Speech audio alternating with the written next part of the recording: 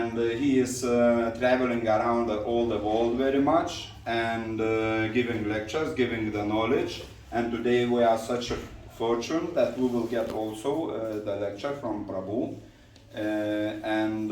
Yes, so we are ready to listen to Prabhuji. Hare Krishna. Kaya chakshurunnitam jena tasmai Sri Gurave Namaha Sri Chaitanya Manobhishtam Stapitam Yena Bhutale Swayam Rupa Mayam Dadati Svapadantikam Jaya Sri Krishna Chaitanya Prabhu Nityananda Sri Advaita Gadadhar Shivasari Gaura Bhakta Vrinda Hare Krishna Krishna Krishna Hare Hare Hare Rama, Rama Rama, Hare Hare. Hare Krishna. It's a little crowded down there. We got more VIP seats here. You want to move up? You want to move up in the world? You want to get a Upadeshamrita, Srila Rupa Goswami states, Utsaha Nishaya Dharya Tatat Karma Pravartanat Sangotaga Sato Vritte Sabbir Bhakti Prasidati. That the 6 kind of activities that are conducive, that are helpful for devotional service are, number 1, utsaha, enthusiasm. In the purport, Srila Prabhupada has one of these very, very concise definitions of what means enthusiasm. He says enthusiasm means to endeavor with intelligence in Krishna consciousness. What does enthusiasm mean? To endeavor with intelligence in Krishna consciousness. Now, if you want to get a tattoo, voila, there it is. Endeavor with intelligence in Krishna consciousness. I'm not saying get a tattoo or make a t-shirt, but you can frame that, put it on your hall of quotes or in your mental imagery. Because sometimes we think enthusiasm just means you get really busy, you just start running around and you do a lot of things and you make a lot of noise, but that's not really what is meant. We have to endeavor with intelligence in Krishna consciousness. That is enthusiasm. There are different examples that are given for enthusiasm in the scriptures. One is that little sparrow whose eggs got stolen by the ocean. Sparrow laid the eggs and ocean took it, and Sparrow got very upset naturally and vowed to dry out the ocean and went with his little beak and started picking water and putting it on the land, and the ocean did not care to respond. Why? Because what is it to the ocean? Yet when Garuda heard that his little sister had shown that much enthusiasm, he came and he was ready to prove a point. So he called the ocean and he said, you give back those eggs, otherwise I will take up the task and I will dry you out. So ocean gave back the eggs. So sometimes situation may look impossible, may look very unlikely, but if we're enthusiastic, somehow Krishna does the magic and things change. Have you noticed? Have you had experience? I think you all have, otherwise you wouldn't be sitting here.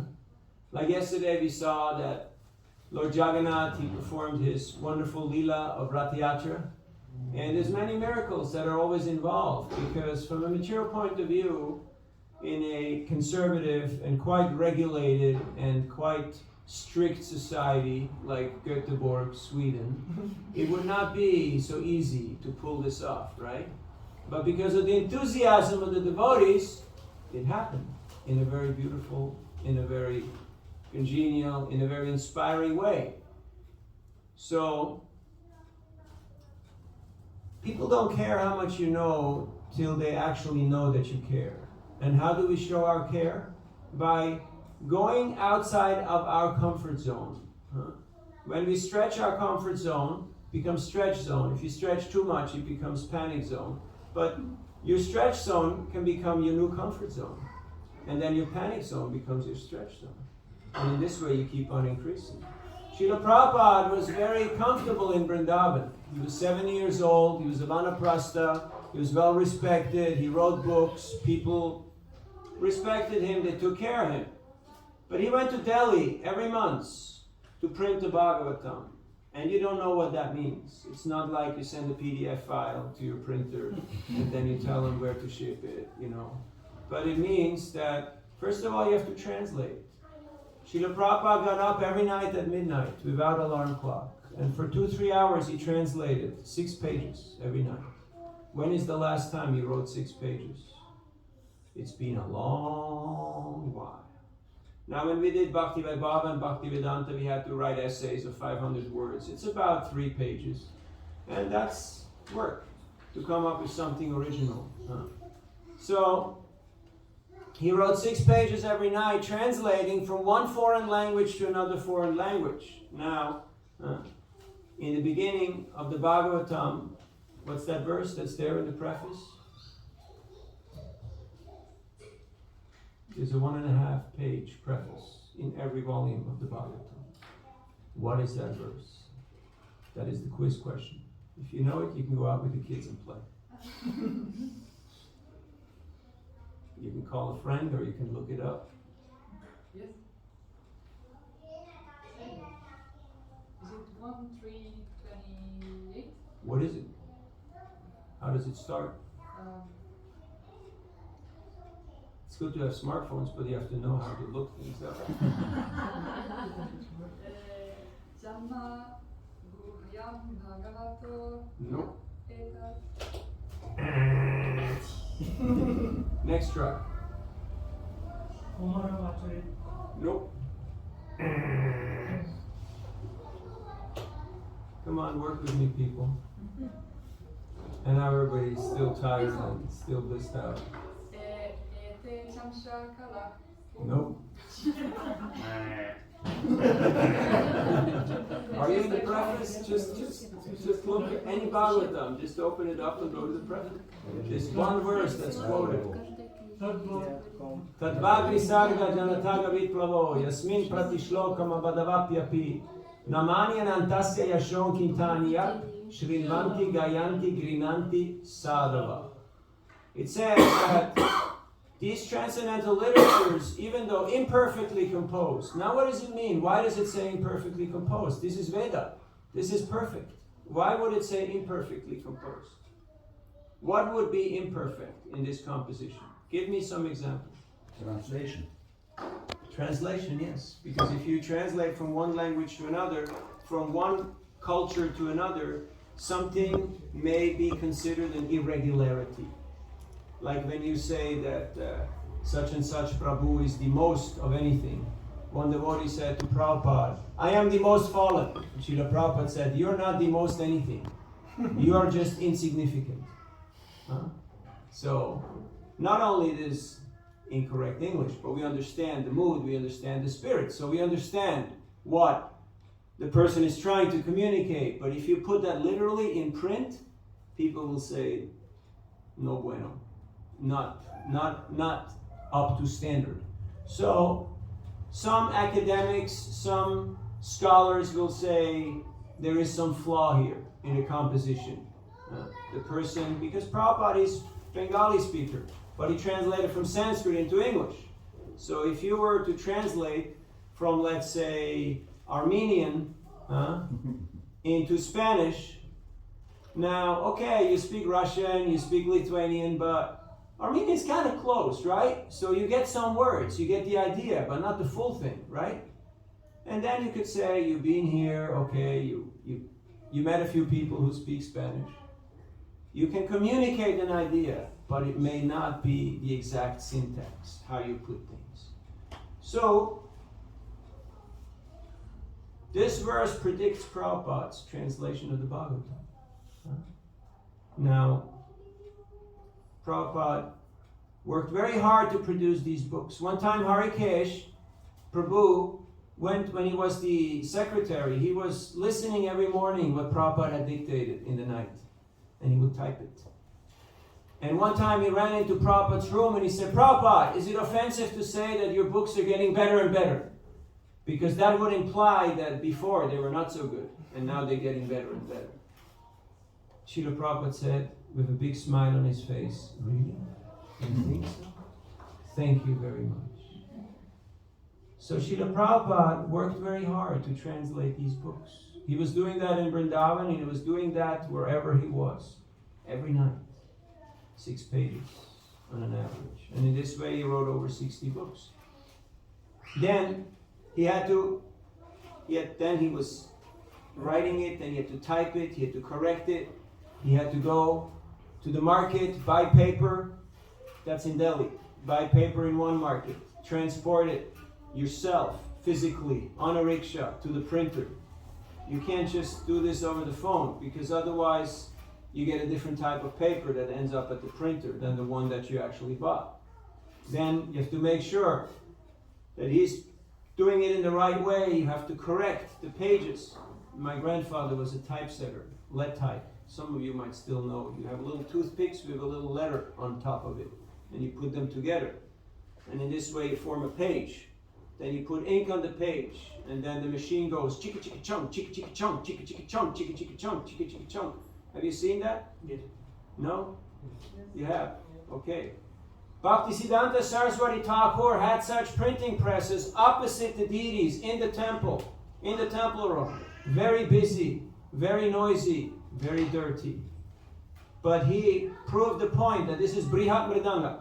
We have a mission here. This is not just Om Shanti, Shanti, Shanti. We got something to do here to help other people. Because it's not just, oh, I'm feeling good. Hey, I'm saved. Have you ever met people who said that they were saved? So, then he went with those printed sheets to a person who would bind them.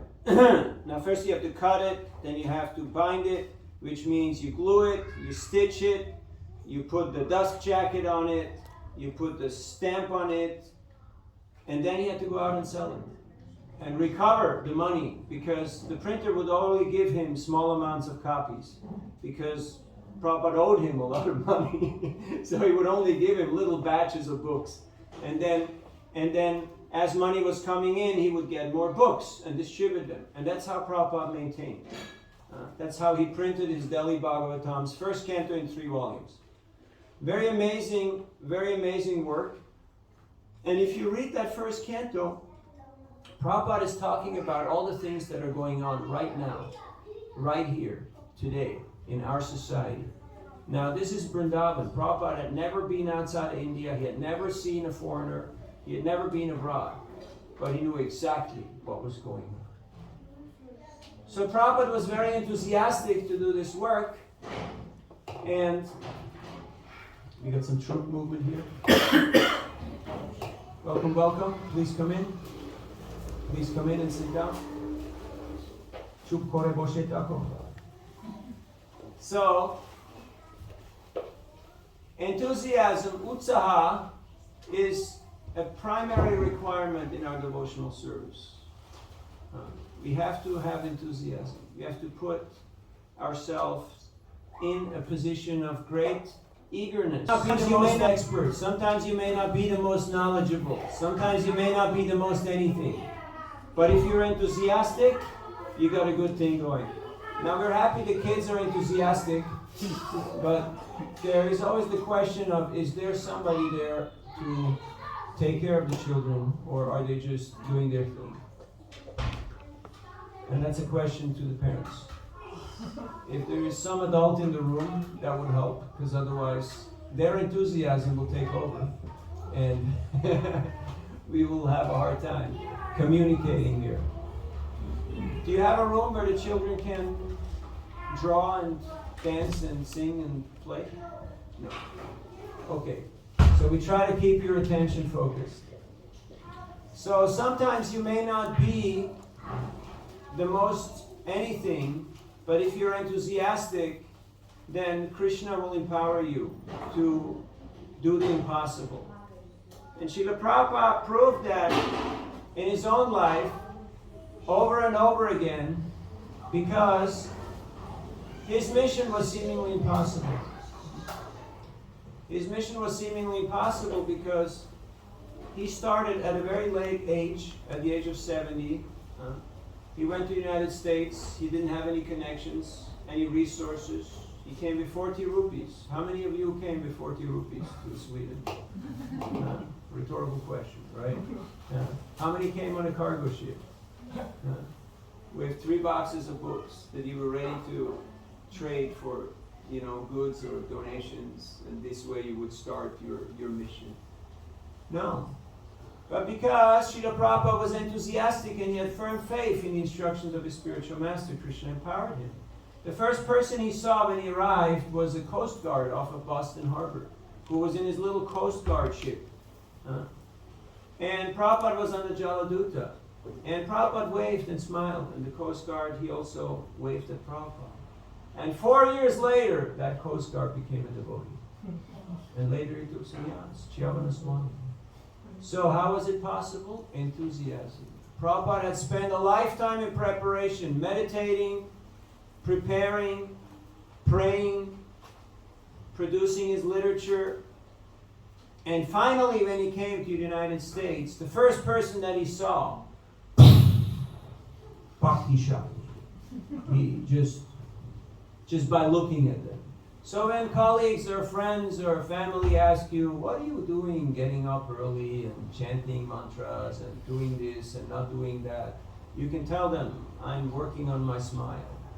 I'm working on my smile. So I can just touch people and change people's lives just by looking at them and smiling. That is the magical potency of Krishna conscious enthusiasm.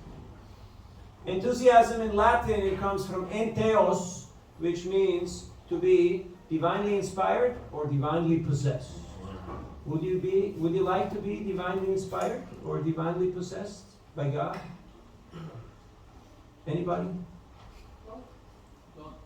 3 people said yes, the others are still thinking about it. Now this is Sweden, we don't expect an emotional response. That is natural. And you're allowed to abstain and you're allowed to be neutral. Do we have any Swedes here? Two. Original? Reinrassig? Or adopted or... No? Yeah? 3. 2. 2. 2.5. Okay. All right. Okay. Prabhuji also Converted. That's not very. Would you like to be converted? No?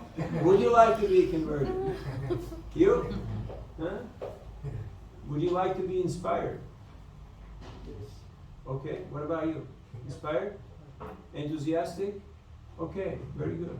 So when you go out and you meet people, they don't want to be converted because they're sick and tired, I mean, my great-grandfather was Italian from the north, Then he migrated to Switzerland. He had to give up his Italian citizenship, right? Because that was the deal back then. Then you can change. You can move on to different countries, and after a few years you say, hey, look here, take it, like you're one of us, Because after all, you share the misery with us, and you pay the taxes here, so voila, there it is, and we want you to stay. But you see, there is identity and identification. Bhayam dityar viniveshata syat ishada pitasya vikaryo smriti tanmaya buddhabhaje tvam guru devatatma. There's always the 2 missing words. So that fear arises when we see things as separate from Krishna. As soon as you think I'm Indian or I'm Swedish or I'm German or Swiss or Norwegian, then fear arises. Why? Because of mistaken identity. As soon as you start identifying, you see things in terms of duality. You see things in terms of friends and enemies. And that is not really Krishna conscious, and thus it's not really something that makes you very excited or very enthusiastic, because we had so many upadhis, we had so many designations. So we're not coming here to take on another upadhi, another designation. One time I was in Udupi, in front of Krishna Mat, distributing books, and one pandit came with dhoti, chadar, tilak, big sika, big kontimala, and a lot of books. And the pandit had about 12 students around him. And he was moving around the temple. And I stopped him and I gave him a small book of Prabhupada. And he looked at me and he said, "What is your qualification?" And I was a little puzzled because qualification can mean many things. It can mean what is your gotra, what is your family lineage, what is your academic background, what is your spiritual qualification. So, what do you say when you don't know what to say?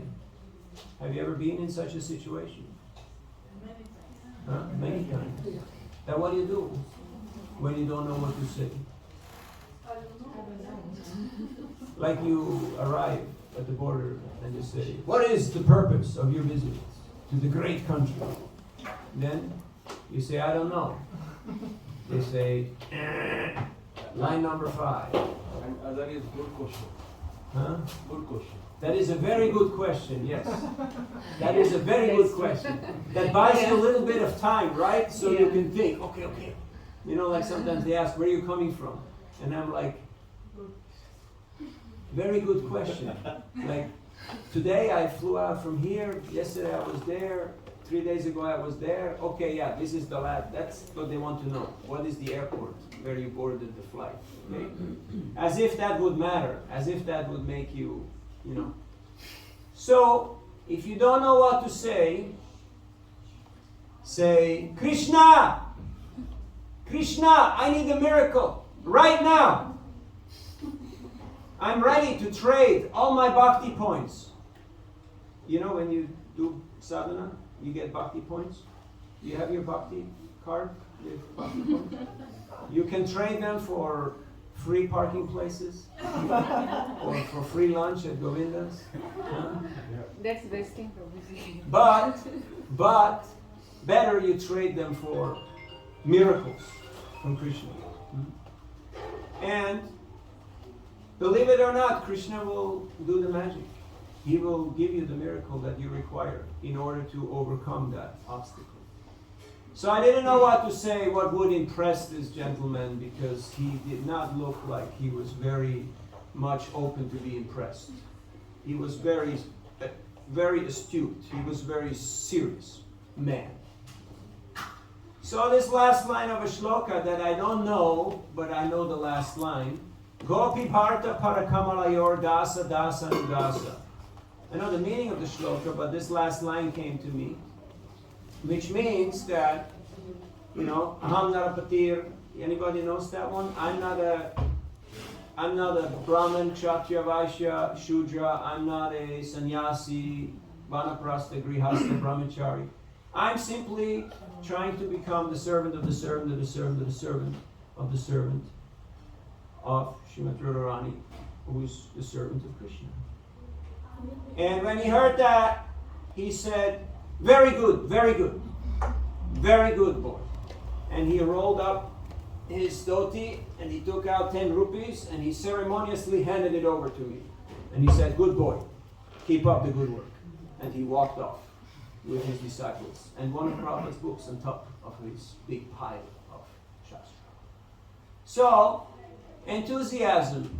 Anybody can be enthusiastic or not. It is a matter of choice. It is a matter of personal choice, how we dedicate ourselves. Utsaha nishchayat. Nishchayat means nishchayat means yes, determination, firm determination, or endeavoring with confidence. Shraddha shabdhe vishwas kohe sudrida nishchoy sarva karma kaila krita hoy, which means, in plain English, that if you have firm faith and determination that Krishna's got my back, Krishna is going to do it, He's going to make it happen, and I'm ready to go along with His plan, then Krishna will interfere and He will take charge of your life. So how can we have that firm faith? How can we have that determination? It has something to do with trust. Do I trust Krishna? Or do I trust myself? Now, we have our plan. Krishna has his plan. Let's see who's going to win. What do you think? You sure? But my plan is a very brilliant plan, you know? Like I got it figured out, you know, I got it figured out. I got plan A, plan B, plan C. I got covered everything, you know? Huh? Sounds familiar, right? Like with Ratha Yatra. Yeah. Yeah, like with Ratha Yatra, right? You got it all figured out. And then what? Well, Krishna had a different plan, right? And then it's either start going along with Krishna's plan or big chaos and big trouble. So we're here to build our trust, our confidence in Krishna. That yes, Krishna's plan is not just a good plan, but Krishna's plan is the plan. Why? Because he's the man. And the man is the one who makes the plan. And we are here simply to be the witness and to assist in Krishna's plan. And to be an instrument in Krishna's hands is the greatest blessing. Srila Prabhupada writes in Chaitanya Charitamrita that bhakti, devotional service, is the highest form of intimacy. That if we want to become close to Krishna, then bhakti, acting in devotional service, is the best way how to do that. In the entire purport to this third verse of the Upadeshamrita Utsaha Nishchaya Darya, Srila Prabhupada makes the point that bhakti is not just a sentiment, it's not just an emotion. Sometimes people think, yeah, I got bhakti, I like this and I like that. I got bhakti for my dog, I got bhakti for my wife, I like my country, I like this, I like that, But that's not bhakti. Huh? That's not bhakti. Bhakti is something else. Bhakti is selfless service. It's not, okay, why do I like my dog? Because my dog never disagrees with me? Huh? My dog always does what I tell it to do? Or others, okay, I give you this, you give that to me. I scratch your back, you scratch mine. Huh? That's not bhakti. That's called business. It's called an exchange of goods. So sometimes, for those of us who are working, who have jobs and family, we may be a little concerned. Okay, there is all these injunctions in scriptures that we should not associate with materialists and atheists. But I have a job.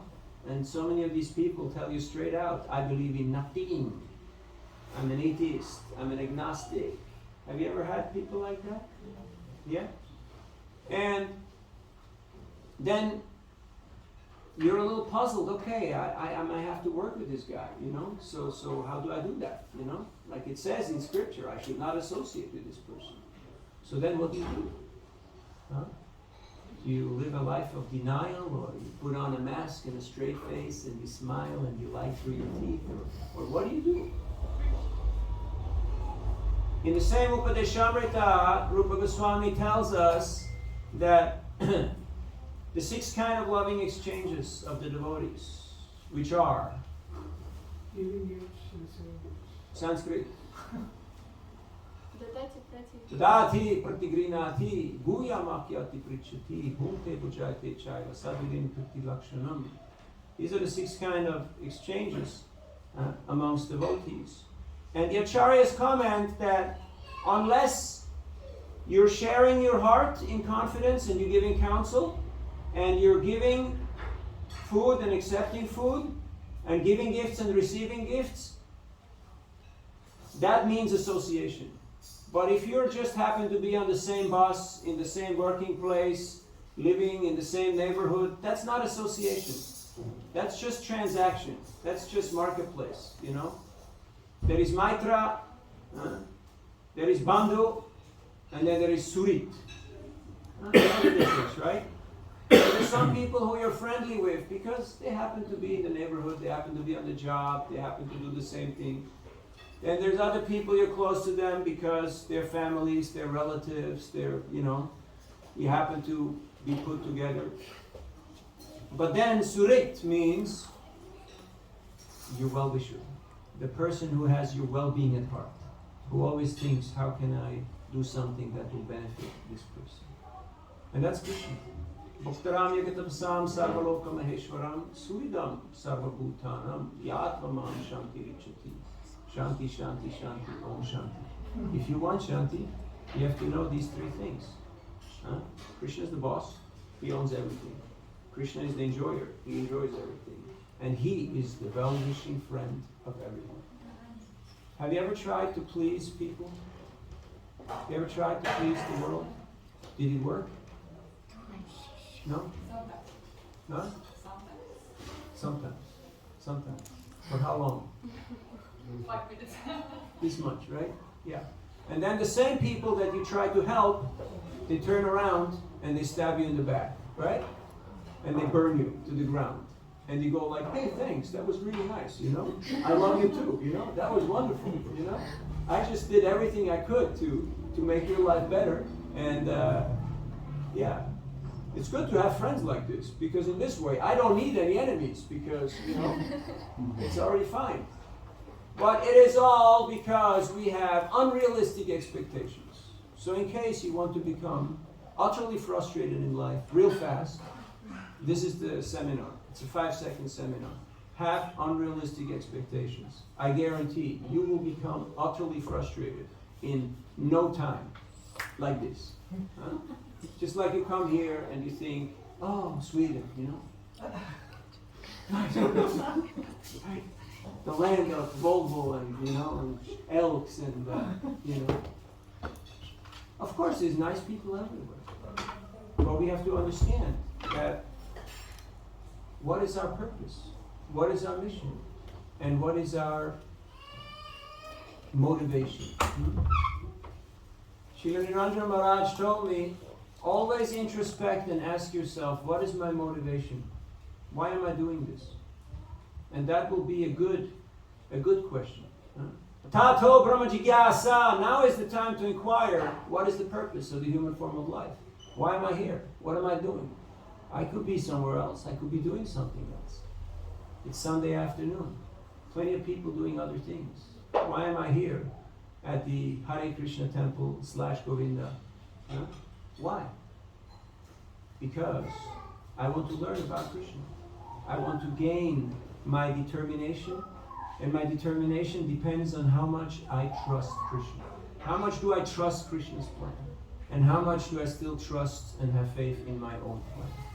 Now, for speaking for myself personally, I've exhausted my plans. After a few decades of traveling the world, you have pretty much ticked off all the boxes, you know? You've already checked all the stuff.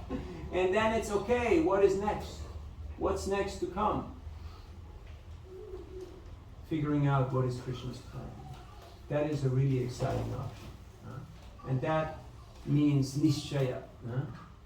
Determination. How to work with determination. Just like one time, Hanumanji, he saw Mother Sita put sindur, and he asked her, what is this?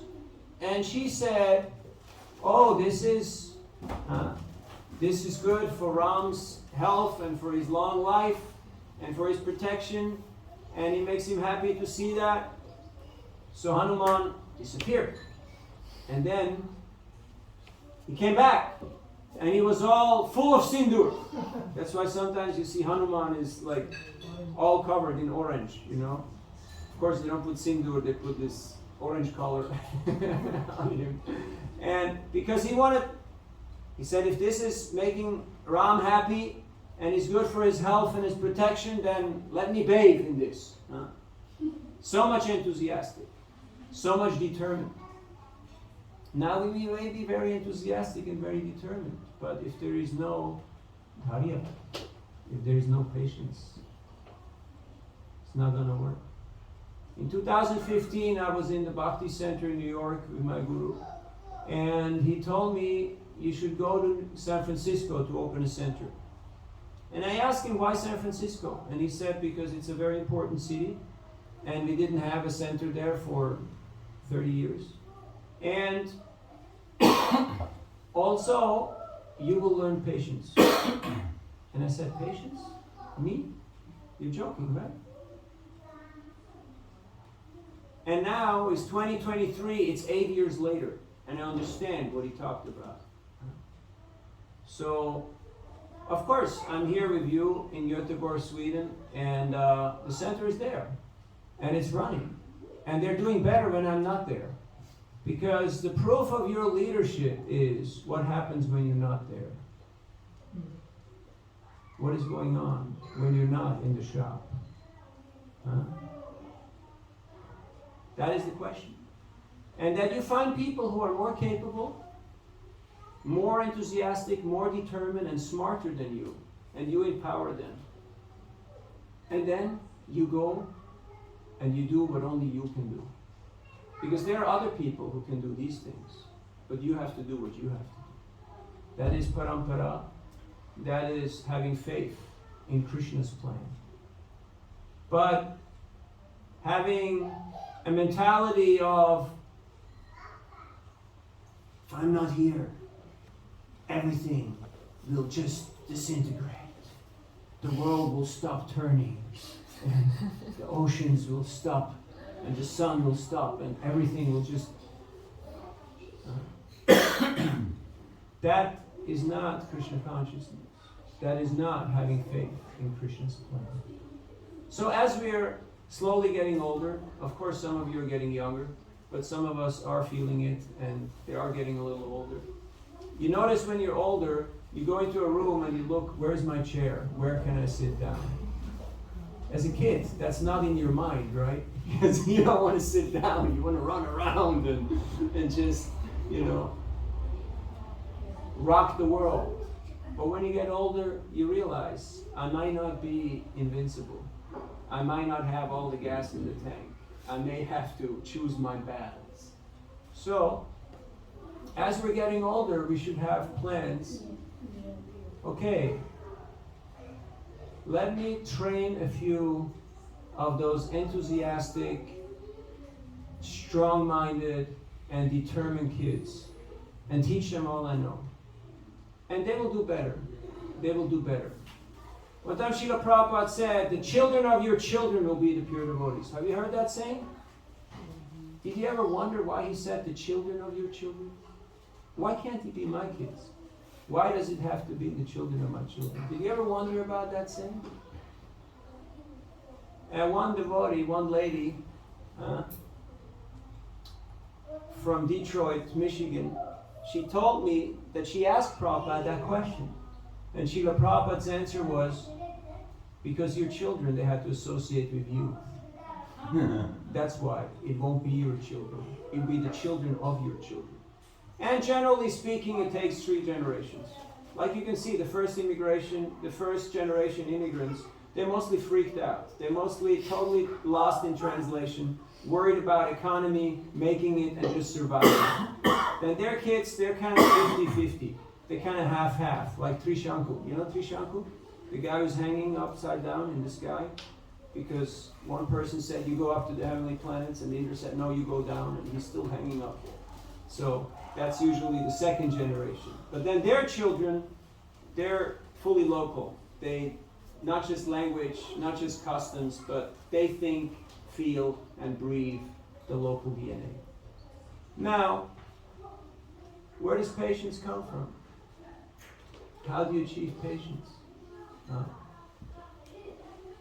Patience comes from our practice of Krishna consciousness. When we see with how much love and dedication and faith in the process Srila Prabhupada established this movement. And he knew very well who was who. Yet he treated everybody who walked through the door as a future leader of the Hare Krishna movement. There was some pretty funky people who walked through the door, you know. One time a person asked Prabhupada, what is a hippie? And Srila Prabhupada said, something very extraordinary. Now, with hippie, we don't mean people who have long hair or who have a flower or look a little. No. If you want to meet a hippie, you have to come to San Francisco. So, yet Prabhupada had faith in the process that Krishna consciousness, Bhakti, it works. And it will transform the life of these people. And what happened? They became the future leaders of the Hare Krishna movement.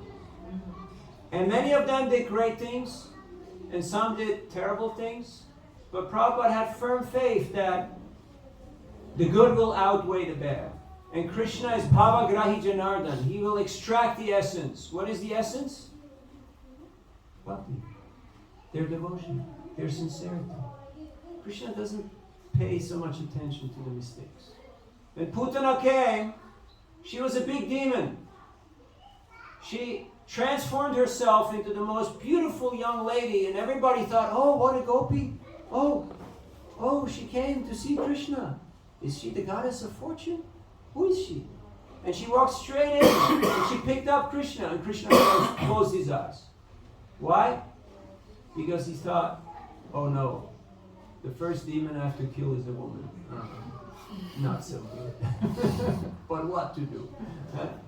He also closed his eyes because he did not want to discourage her. Because he knew she was on a mission. She was ready to do her thing. And he did not want to disturb her. So he closed his eyes and he played all gentle, cool baby. And then he sucked her breast. He took out the poison. He also took out her life air. But he didn't mind the bag. And he gave her a position as one of the nurses in the spiritual. That is Krishna. Sri Krishna Bhagavan ki Jai. If you meet a group of Indian businessmen somewhere at an airport and you want to distribute books to them and they all look very westernized, like very, we don't need this, we got it figured out. You know that kind of look, that kind of, we're good, we got it figured out. One strategy is you put your hands in the air and you say, Giriraj Maharaj ki Jai! And they all go, Ki Jai! And then they look at each other and they go like, you're a devotee? You're a devotee? You're a devotee? We're all devotees. Yeah! Haribo! If you want to find out what somebody's true color is, you have to either kick them, because then they start speaking in their own mother tongue, or when they count money, then they do it in their own mother tongue. Or you say something that triggers an emotional response. And they drop their guard, they drop their covering, their disguise of trying to fit in and be one of them. And they realize, no. Yeah, I'm also a devotee. Yeah, I mean, I'm trying. Like, not really, but yeah, I'm supposed. I know. Like formally, I started Krishna consciousness. It was mentioned when I was 15 years old in '84. And you went out on the street and people said, yoga? Like yoga? Meditation? Karma? Reincarnation? Huh? What? And now you tell people I'm a vegetarian and they say, oh yeah, I know it's the good thing. I'm sorry, I'm not yet vegetarian. Right? That's what they say now. I'm sorry, I know it's the good thing to do. I'm not yet there. But, I'm trying. Why? 500 million books. 50 years of preaching. 50 years of Harinam. 50 years of prasadam distribution. 50 years of sharing the message of Krishna consciousness. I went out in the early 80s and I told people, I'm a monk. And people looked at me and said, does your mama know that you're here? Old ladies would go, this is Switzerland, they would go and get me chocolate, from the kitchen. Give me chocolate. And I'm like, I'm a monk, I don't eat chocolate. And it hurt them, so I realized, don't be an idiot, just accept it. Give it to somebody else, you can offer it. Somebody will like chocolate, even if you don't eat it. One time I took a night train from Kiev to Donetsk. And for those of you who have not taken night trains, there's compartments and there's a corridor. And so I was standing in the corridor before the train takes off, people start boarding, and two men came on the train. And they both had shaved heads, thick necks, very strong bodies, and some tattoos on their necks. And one walked straight up to me, into my face, and he said, Da Krishna ite! Which means, are you Hare Krishna? And I was,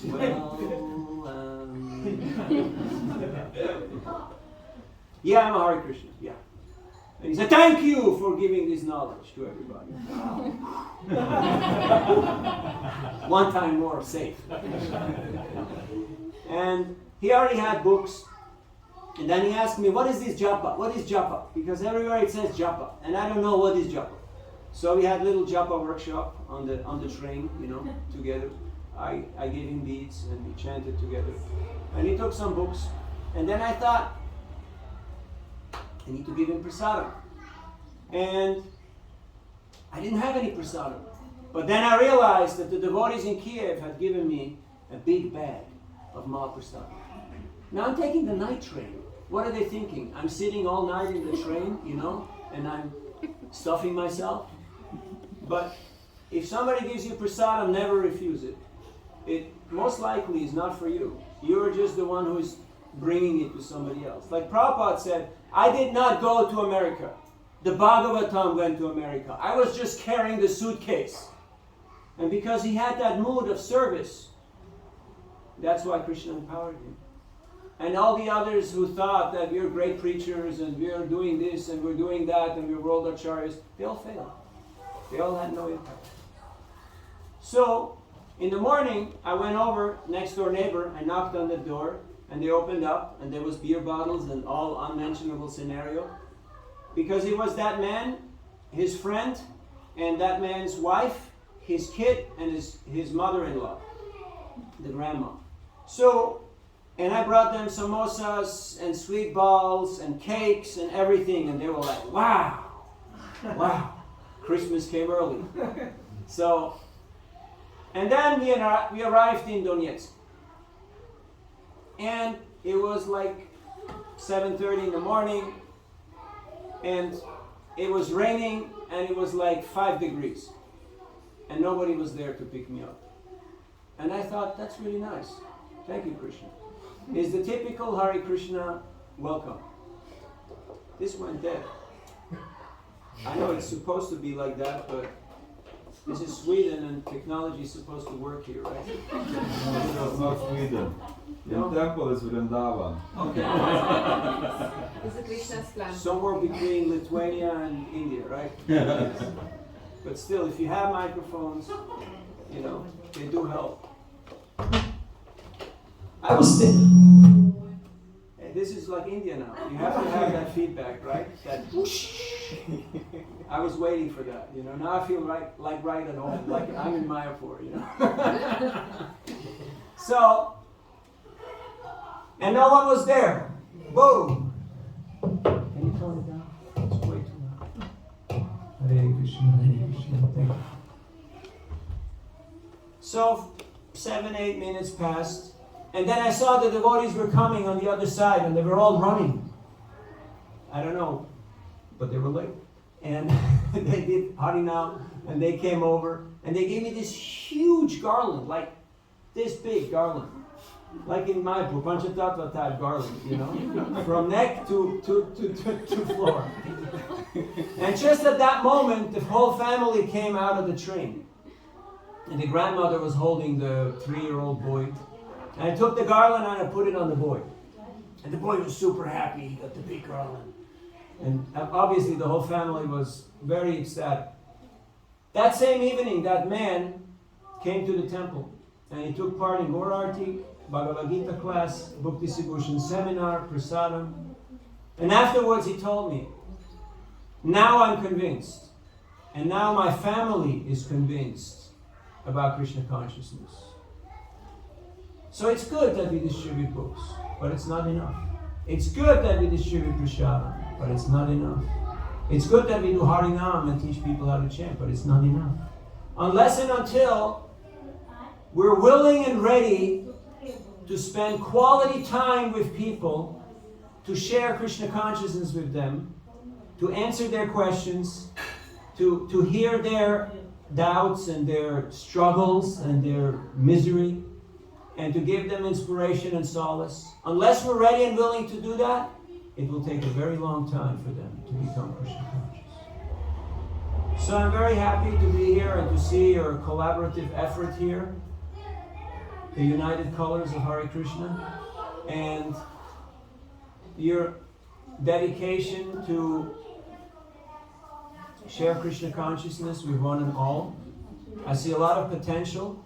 Yesterday was a wonderful experience, beautiful festival. The deities were magnificent and the devotees were very enthusiastic and determined. And my humble prayer is that, that you please create teams, because there's all different types of groups here, all different types of demographics. And this should not be the Indo-Slavic Society for Krishna Consciousness.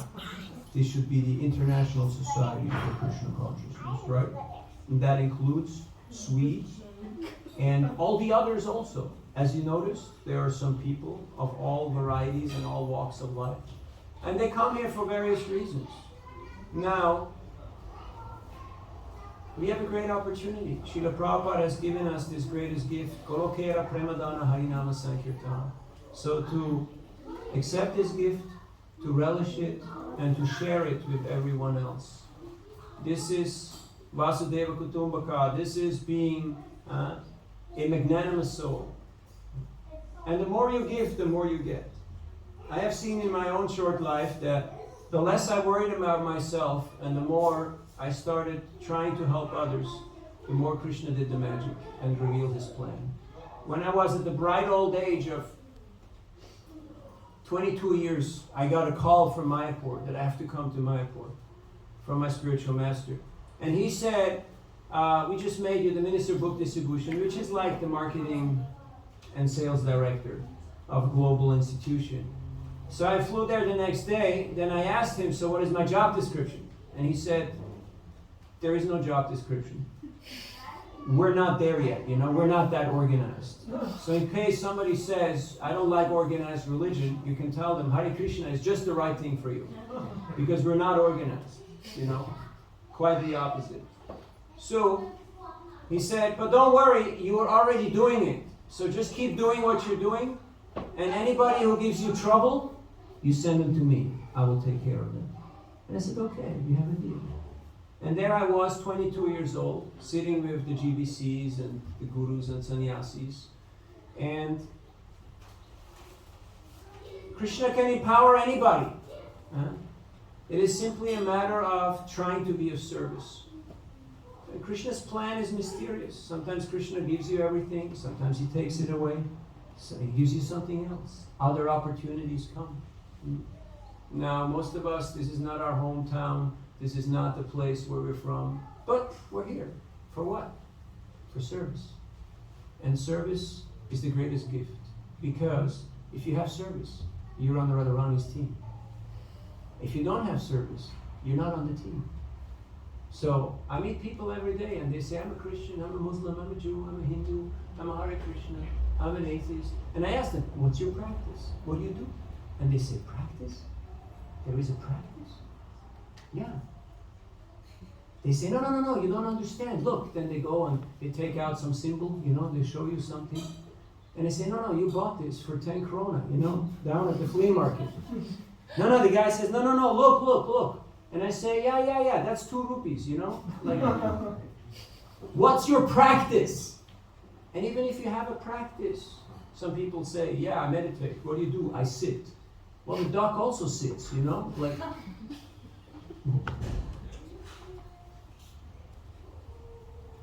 If you have seva, you're on Radharani's team. There is only one team. There is no such thing as my guru, your guru, this nationality, this varna, this. There's none of that. That's all upari, that's all designation. There's one team. It's a Sankirtan team of Sri Chaitanya Mahaprabhu. If you want to be part of that team, you got to be a team player. What does it mean to be a team player? Pasar la pelota. You have to pass the ball. You have to enjoy that somebody else shines, that somebody else does great, that somebody else succeeds in life. Why should you do that? Because it's the team's success. It's everyone's success. And if we can't have that mentality, that attitude, then we're not team players. Then we can't be part of Radharani's team. Then we're in the offside. then we're in the shower room, in the icebox. We get sent off the field. And that's what happened. We had people who were smarter, faster, and more high achievers than all of us put together. But they're not here today. Why are they not here today? Because most of them were not team players. So, let us learn from the past and move into the future. And humility means, yes, I don't have all the answers. But in the Sangha, in the Sankirtan Yagya, Krishna will manifest himself. Just like in the Rath Yatra in Puri, there were 7 Kirtan groups. And Mahaprabhu expanded himself and he danced in all the 7 groups simultaneously. Now, very few people could see that. Only those who had higher security clearance, only those who were prema bhaktas, who had that confidence, Shraddha Shabde Vishwas Kohe, Sudra Dilishchor. Only those could see the miracle that Mahaprabhu was dancing simultaneously in each and every one group. All the others thought, he's only dancing in my group. How lucky we are. How fortunate we are. This is my guru. This is my deity. This is my temple. This is my zone. But if you want to have that Prem Sankirtan experience, then we have to learn how to collaborate. And that means not just Janmashtami and Rath Yatra.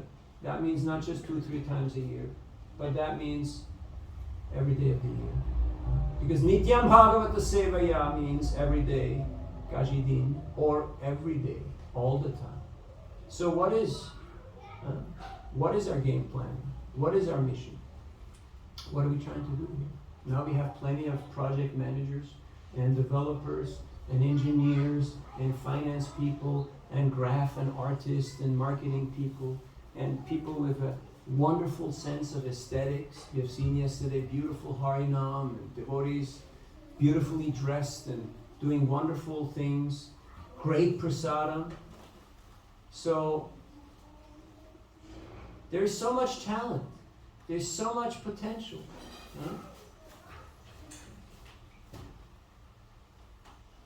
We may not have that self-effulgent Führer, that leader who's gonna do it all for everybody.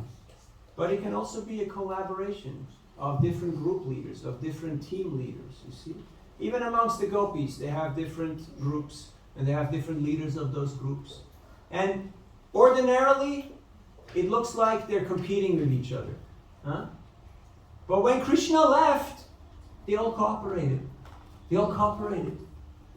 How can we get Krishna to come back? How can we attract Krishna's attention? And they all work together. So yes, there is competition in the spiritual world, but there is no envy. You know the German word? Futterneid? One person. This one knows, yeah. Futterneid means that not just I'm envious of what you're eating, but I'm envious of everything that you have and that you are. That's Futterneid. We cannot have an inferiority or a superiority complex. If you want to share a message, there has to be eye to eye. There has to be some level of equality. Now, some of these people may be senior, more knowledgeable, or they may be junior. But for the sake of having the group work, which means there's a certain peer experience, we have to let go of our upadhis, of our designations. We have to let go of our either inflated or deflated false ego. Because both of them, it's 2 sides of the same chapati. Both of them are an obstacle. I was in Miami, Florida. This is the last story, then we open up for comments. And I was distributing books there near the beach, and there was 2 businessmen. And they were well-dressed, well-fed, they looked very athletic, and they were having an animated discussion. And I wanted to talk to them to give them a book. But what do you do when you don't know what to do? Any idea? What do you do? Chant Hare Krishna. Yeah, but, you know, are they going to appreciate it? Like, how's it going to work? What do you do when you don't know what to do? Doing something. Doing something. Like what? Give me an idea. I'm drinking water. You have time to think. Grab their attention by someone. Krishna, I need a miracle right now. I'm ready to trade all my bhakti points. Because I can't reach these two guys. They are just in a bubble. So I walked up to them and I said, I know it's hard to be humble when you're 1 meter 90 tall and 53 years old. And one of them went like, "Do you know me? You've been following me?" He freaked out. And I said, I'm 1 meter 90 tall and I'm 53 years old. I know how you feel. And then I gave him a big hug. And then I handed him the book. And he handed me the $20. And nothing more needed to be said. Why? Because I offered him not just friendship, but I offered him empathy. That I know how you feel. I've been in your shoes. I was dressed like that. I had family. I had business. I've done it all. I know exactly what's going on in your mind right now. And I know it sucks. It stinks. It's bad. And even though you're making a good show of it, but I feel your pain, brother. And I got something that I'm willing to share with you, and I think you will be able to appreciate it. And guess what? He accepted the offer. If you're willing to offer people friendship, you'll be surprised how many people will take you up on it. Why is social media so big? Now I know you don't do social media and you don't spend time online and on your phones and stuff. But any idea why is social media such a big phenomenon?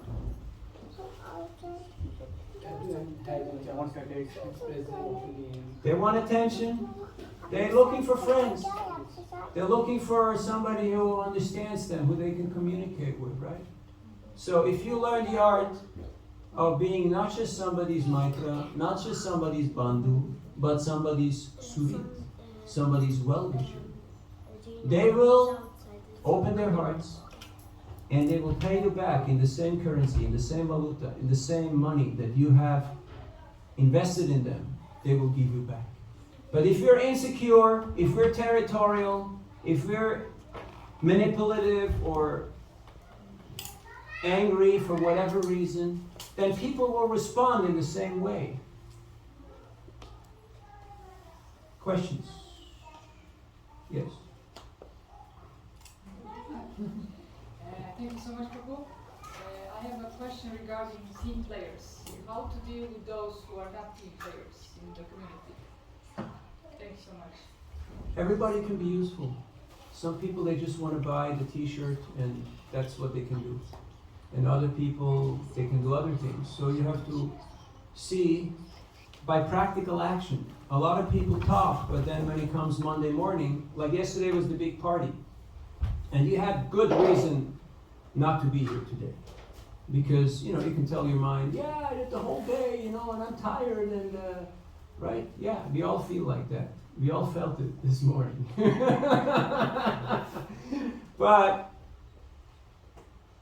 Monday morning you can see who comes for the cleanup, who comes to take out the trash, who comes to sort out the inventory and to keep going. So, we appreciate everybody, we cooperate. It's just like that. You have Kanishtadikaris, that's the beginners, the neophytes. What's the criteria?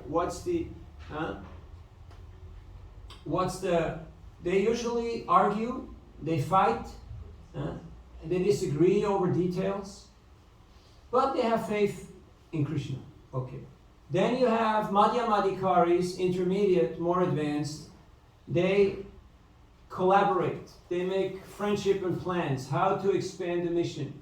And then you have Uttamadikaris, they share their hearts and they relish Krishna consciousness together. I'm not here to preach. I'm here to associate with my old friend Mahabali Prabhu. That's the reason why I'm in Scandinavia.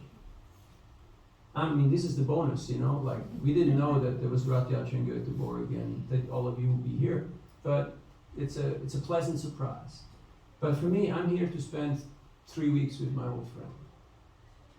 So we have to be clear on our intention. Otherwise, if you walk into a scenario and you think it's going to be like this, or it's going to be like that, or why are these people not doing what I want them to do, or why is this one not a team player, it's an unrealistic expectation. So work with the willing, work with the people who are willing to do something, rather than try to get people who are not willing to do something. It's a free world. So don't beat yourself up, and lead by example. You do what needs doing, and then other people will get inspired. Rather than say, oh, why is this not happening? We have a rule here in Bhakti. You can criticize anything, you can comment anything, as long as you're willing to be part of the solution. Because if not, then it's not constructive. I could tell you a million things that are wrong, but it will be depressing. Or I can tell you many things that are right, and then it will be inspiring. And Krishna will give you the intelligence to figure out what needs improving and how and what. So Prabhupada, he saw who walked through that door and what their problems were, but he chose to see the potential rather than the deficiency. So often, we're very tolerant with newcomers, but we're very intolerant with devotees who have been around. And we think like, oh, why this, why that, why the other. One time a temple president wrote a letter to Prabhupada and he said, I have this one devotee in my temple and he's doing this, he's doing that, I don't like it, and I want to tell him to get lost. I want to kick him out. Please, authorize me to do that. And Srila Prabhupada's letter was very short and brief. Srila Prabhupada said, you should tolerate him just like I am tolerating you. Not the answer he expected, right? But that's Prabhupada, straight off the bat, So, I can only see problems because I have similar type of mentality and mindset. Otherwise, I would not even notice. Why is it such a big problem to me? Because most likely, it's my problem. I own it. So to acknowledge that means some advancement. As long as we think everything's fine, I got it figured out. I got plan A, B, C, D, I got insurance, I got gas in the tank, I got, my phone is charged, and now I can just, I can just cruise through life. It doesn't work like that. Why not? Because Krishna has a way that he would like to see his devotees humble and in a little bit of anxiety. That's just the way how Krishna likes to interact with his devotees. And if you're not willing for that, then go somewhere else and do something else. No, stay with Krishna. But a lot of people, they feel, if I go to this deva or to this person or to this institution, then it's a clear give and take. I know what to expect. But with Krishna, you don't know what to expect. Because Krishna is the one who makes the rules. He can break the rules. That's his prerogative. Everybody else has to play by the book. They have to play by the laws. They're not independent. When Hiranyakashipu asked Brahmaji to give him immortality, he said, sorry, can't do. I don't have it. I can't give it. I'm only here for 100 of my years. So, anyway, short question, long answer. We had one more hand here?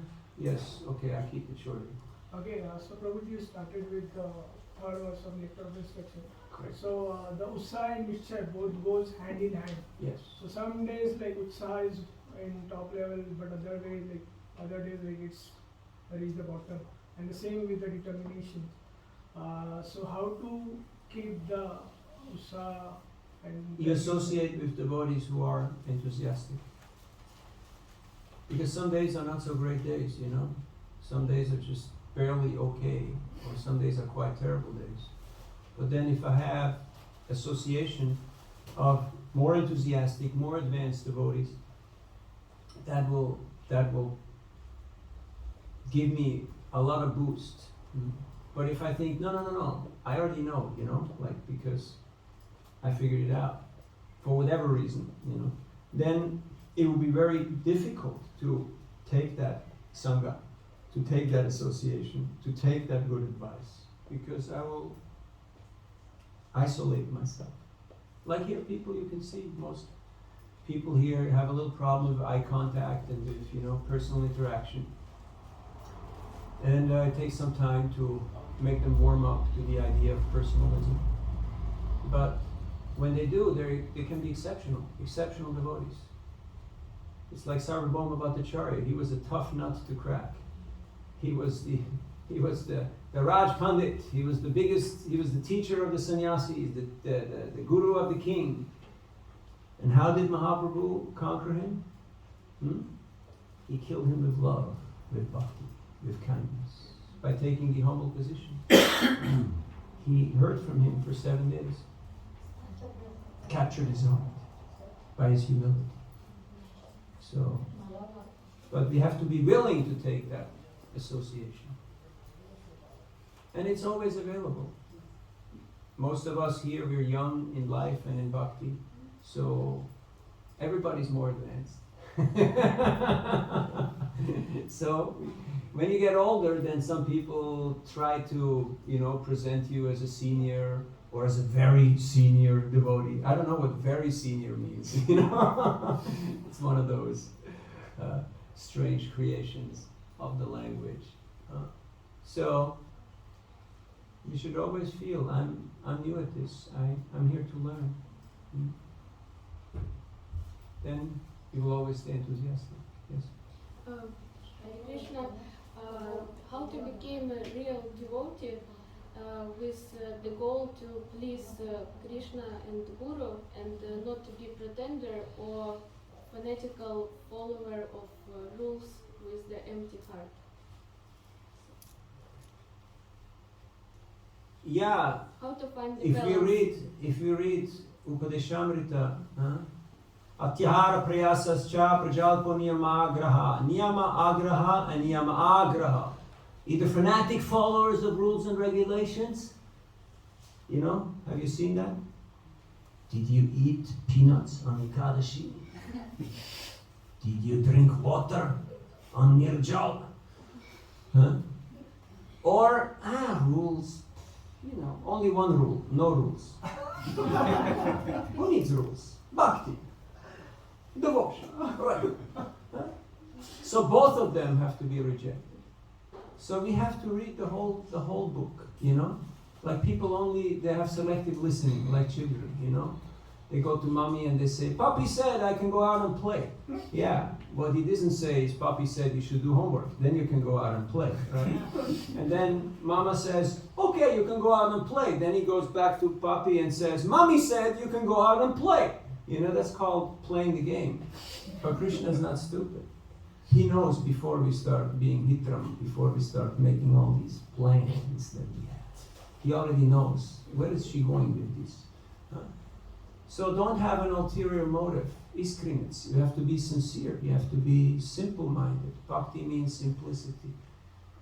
Some people come here because they want a job. Some people want here because they want a girlfriend or a boyfriend. Some people come here because they feel pain. Other people come here for whatever reason. They may come here to buy or sell something.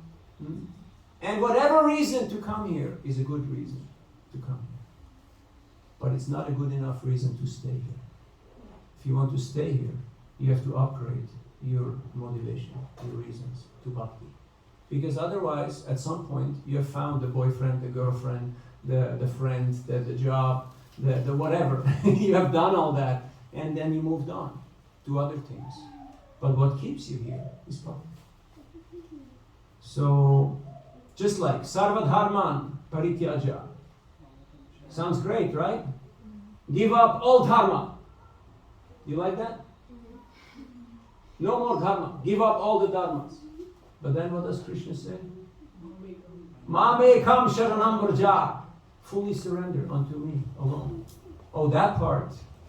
Well, that part is a little more difficult. Right? So we need Sangha. We are not aloof. We have to have our whatever it is that what we need in life, we have to get it in the association of the devotees. Otherwise, our heart, our emotions, our needs will take us somewhere else, which will separate us from the association of the devotees. So make sure that you can fulfill your heart's desire in Krishna consciousness. And if it's not possible, you have to introspect and see maybe some of my desires are not so conducive. Maybe they're not so productive. Personally speaking, Krishna has fulfilled and exceeded all my desires. He has given me everything, and He has taken a lot away, and He has given me other opportunities. And right now I'm here because I'm very happy and enthusiastic to cooperate with Krishna's plan. Now when people ask, so when are you coming next time? I say, well, last time was 13 years ago, so we should do this every 13 years. I don't know. We have many mentors and guides, and we're here to serve. So if you want this community to be sustainable, you have to reach out to locals and empower the youth. Otherwise, you will have a church. And I believe there's many nice churches already in Sweden and in the world. There's many temples and many beautiful architectural constructs which are busy maybe 1 or 2 hours a week. And the rest, it's a bunch of tourists who go and light candles and take pictures. And I don't think that that was Prabhupada's idea when he went on the Jaladuta. I think he had a different plan. So we should try to do something that is relevant, that is impactful and attractive for the people here. And right now, you got all the demographics. So choose your battles and don't try to just be one thing. Because we have to see. Because our legacy, the way we're remembered, is the way how we hand this thing over to our kids. And if we fail to empower them and to make them feel that they own this, they earn this, and it is their mission, then we have failed. It's as simple as that. Now, I've been out on the streets all over the world. Just did 7 years in the US, mostly California. And I have a lot of, there's 500,000 Indians in the Bay Area. 5 lakhs. And when I meet them in the colleges, they say, my parents are Indians. My parents are Indian. You get it? You get the idea? Like your kids will say, my parents are Russian or Lithuanian or whatever. My parents. Me? No. I'm something. So, if you want to prevent that, it means we have to learn to understand what is Bhakti, how to communicate it, how to make it attractive and relevant. So that our kids will not say, my parents are ... And you can fill in the blanks, you can put whatever you want. Because it takes generations, as Prabhupada said, thank you, that the children of your children. The natives, they had this saying, 7 generations. They were thinking 7 generations. What I do now will impact 7 generations. That's a bigger picture than just, okay, I'll make my money, I put it in fixed deposit, I go back. What if you had enough money, you didn't have to work another day in your life? What would you do different? What would you do different? What would you do for the rest of your life? Let's say you had enough money to retire right now. What would you do with the rest of your life? That's your homework for today, okay? I'm really interested. I'm really excited to know what would you do with your life. Because I guarantee you, unless it's got something to do with Bhakti, it's not going anywhere. Because plenty of other people have already tried and done that, and it hasn't worked. The American dream is still a dream. Whether it's a daydream or a night dream, whether it's a nightmare or a romantic dream, it's the same. It's a dream. It's very short-lived. So please, live in the real world. Invest in real relationships. Create real friendships, which are based on Bhakti, which are based on Sat, on truth. And be part of the solution. Because otherwise, you're part of the problem. Yes? Regarding pasar la pelota, also become a team player. I just want to quickly introduce myself. I just moved here yesterday with the Bhakti. My name is Mayuri Saki. I just want to say that I'm in the process of a new chapter in my life, finding a job. But in between, I would like to say that if anyone needs my service or something, please engage me because I'm new to this yatra. And I want to become a team player. Hare Krishna. Welcome. Okay, we have a lot of hands and little time. I don't know, I don't want to get banned from this place on my first visit. Since I'm only thinking of coming back in 13 years, I have nothing to lose. So we'll go ahead and see how far we get till they cut off the mic. Yes. I will generally go for very short question. Probably it's just a practical question. You can see tomorrow, like how many people come for Rath Yatra. Even they fight for to touch the Rath, they fight to touch for the idols. And most of them even do the prayers every morning before coming out from the home. But they don't come here because they don't follow the 4 regulated principles. It's not about principles, you see. It's not about principles. If you make this place vibrant, if you have stuff that's attractive for the kids, you get the parents. Because parents are just the drivers for the kids. Did you notice? What do you do all week? You drive your kids around. That's what parents do. So if the kids want to go somewhere, then you go there. So if you make this place vibrant for kids, then you get the parents. Then the kids go and do their kids stuff, and the parents sit in class. What else is there to do? Play on your phone, you can do that at home. You're already here. Let's talk to a few people and maybe learn something. And then you develop this place into an educational facility where people actually feel, hey, wow, this is a little more than what I learned in MBA or in IIT or here or there. This is like the cosmogonal stuff. This is like the master class. Not because the guy who's got the mic, who's got the big mouth, but because I'm hearing from the sages. I'm hearing from Parampara. I'm hearing from people who are Trikalagya, who are Tattvadarshis. So, just being from any cultural background is not a qualification or a disqualification. You have sincere people everywhere. But we have to help them to refine themselves because, things got lost in translation. It's been a long way home from Rome, It's been a long way from Udupi to Göteborg. So a few things got messed up. And now we have to, alignment, yoga, you have to bring it back to center. And we have to help people to do that. I was very fortunate. I joined when I was 15. I was a sports guy. I had a lot of older brothers and older sisters. And they were very generous with their time, their affection, and their criticism. And I'm here today because of them. Because they helped me. People like Tapas, people like so many. Harinamananda, my older brothers. So we need that. Because if you don't have peer sangha, you can be good, but you can't be great. You can be on the local team, but you can't be on the national team. To be on the national team, you have to be on a different level. And for that, you have to work for it. You have to refine yourself. And that's why we do this. I told people when I distributed books to the non-Indians, I told them what we're doing here is play group for techies, We bring all the techies together and we have play group. We do group activity together. It's called Rath Yatra. Pulling, the Lord of our hearts. And we get people to cooperate, to work together. And not be worried about, okay, so where are you from, and what's your gotra, and where did your mother go to temple, and how did your father make his money? Because that's irrelevant in Bhakti. It's irrelevant in Bhakti. Valmiki Muni was a dacoit, a gunda. You know what a gunda is?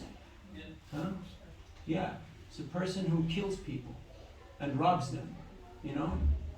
Bihari, Bangla. That's from there. The best and the worst. So close. Yeah.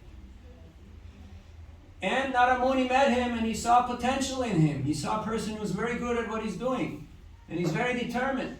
But he's really determined for the wrong thing.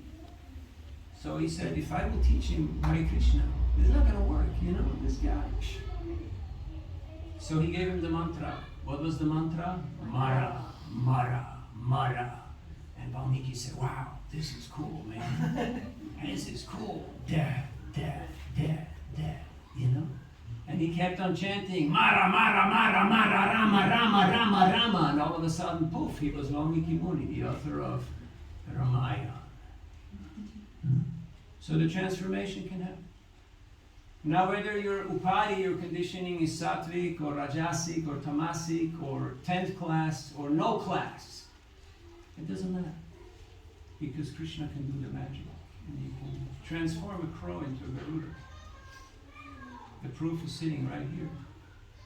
We're here because of the sacrifice, the tears, and the prayers of our ancestors. That's the only reason why we're here, materially and spiritually. So, to honor them, to make them proud, yes, we have to break their heart sometimes and go against their wishes and their tradition and go new ways. And the same will happen with our children. But if we instill in them the right values and the right principles, Krishna will guide them and they will do exceptional things. And I can see it already now. Yes, we had one more hand. Here. Hare Krishna Prabhuji, thank you for the very nice lecture. I had a question regarding this, regarding Krishna's plan that you mentioned. So, how do we know that our actions and decisions are kind of like not coming from our whimsical mind, but it's actually like aligned with Krishna's plan? Because sometimes we think, oh yeah, maybe Krishna wants me to do it this way or that way, but sometimes it's just our whimsical mind, and then we think, oh no, Krishna anyways wanted this. You consult. You consult. You have your circle of friends. You have your circle of family. You have your mentors, your guides, guru. You consult. Not like, should I wear pink or should I wear a blue dress today, but, you know, like important decisions, bigger things. You consult. You're open for guidance. You should always take time. Other questions? Yes. Yeah, so Prabhuji, what do you think the practical ways to get this shy Swedish? So in India, like few places like teaching is focused on foreigners, like Rishikesh, like there are some programs only for foreigners so that Indians will get attracted by seeing foreigners or practicing our culture. So like how are the practical ways to get shy Swedish people? You have to see what is it that they like, what are they interested in.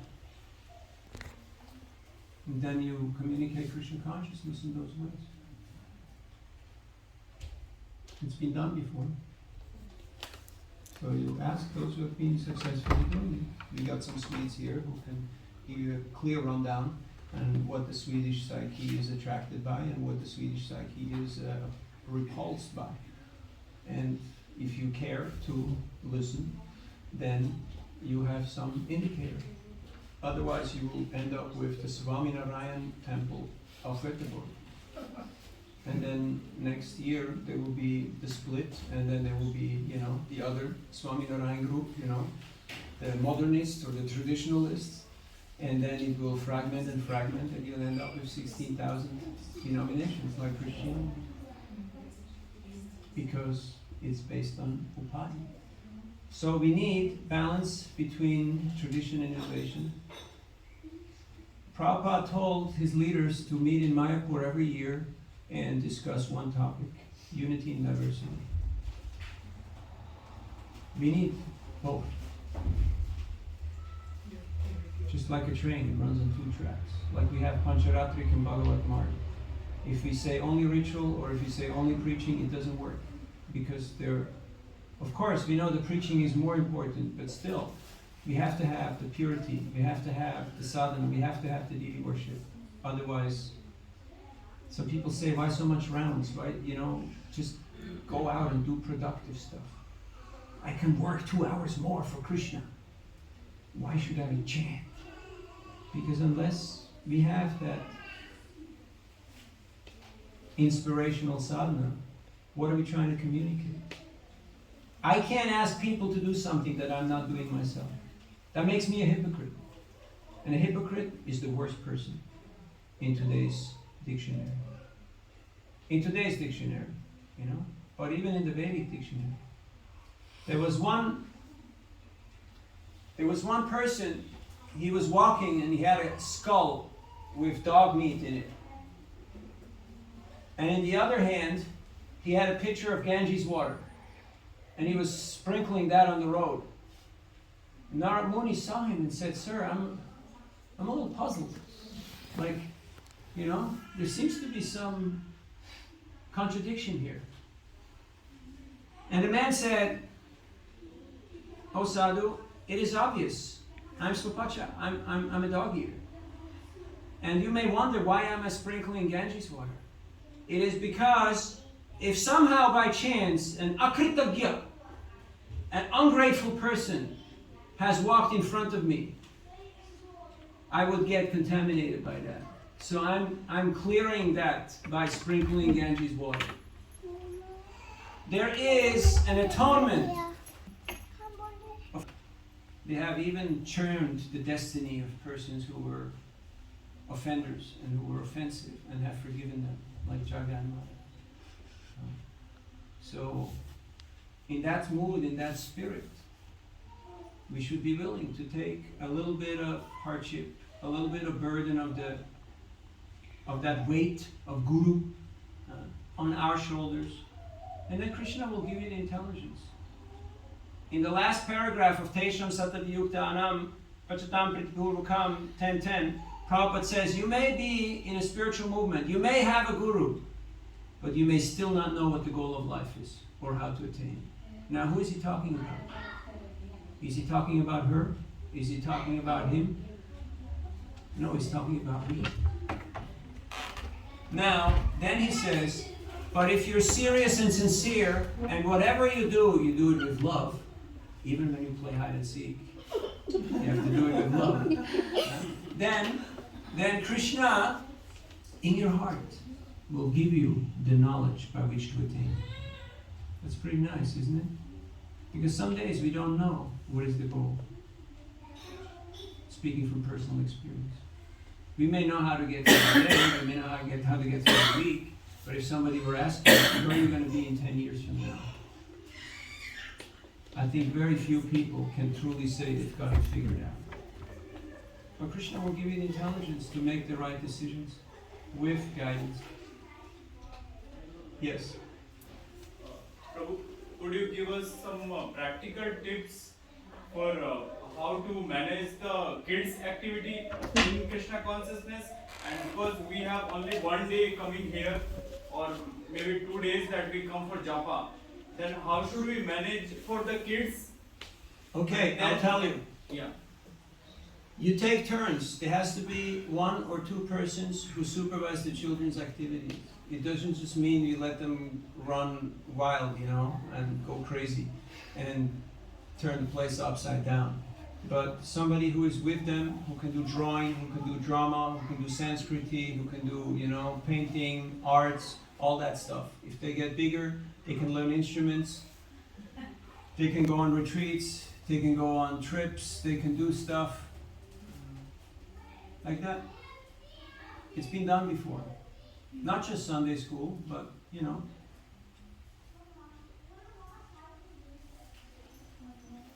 But it means that 1 or 2 parents have to sacrifice their class attendance and invest it into taking care of the children.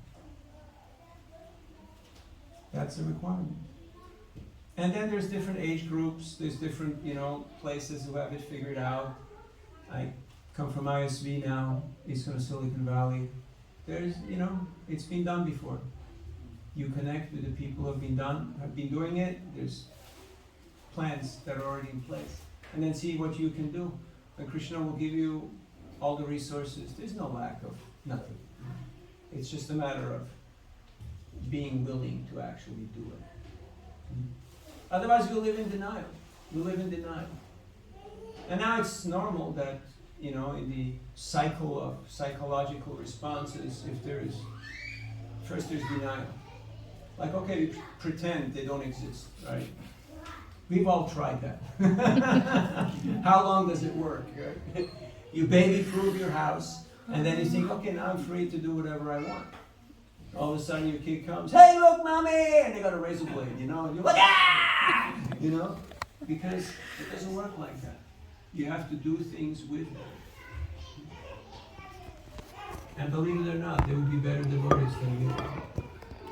And their kids will be better devotees than they were. That's parampara. Otherwise, we're always doing something, but we'd rather be somewhere else doing something else. We're always in denial. And that's not bhakti. That's not being conscious. That's not really being here in the moment with Krishna.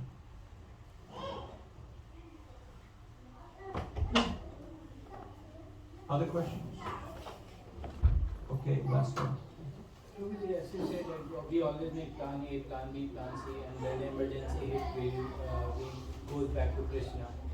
So, and like whenever we talk, even in our life, not going outside, I always have my plan A, and I think that this is Krishna plan.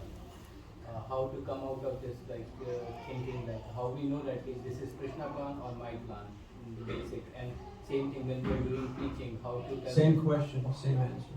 You remember? 9 minutes ago. So, but like consult. No ifs, buts, and whens. You have to consult. And I know it's tough because mostly we consult with I, me, and mine, or maybe with our wife, But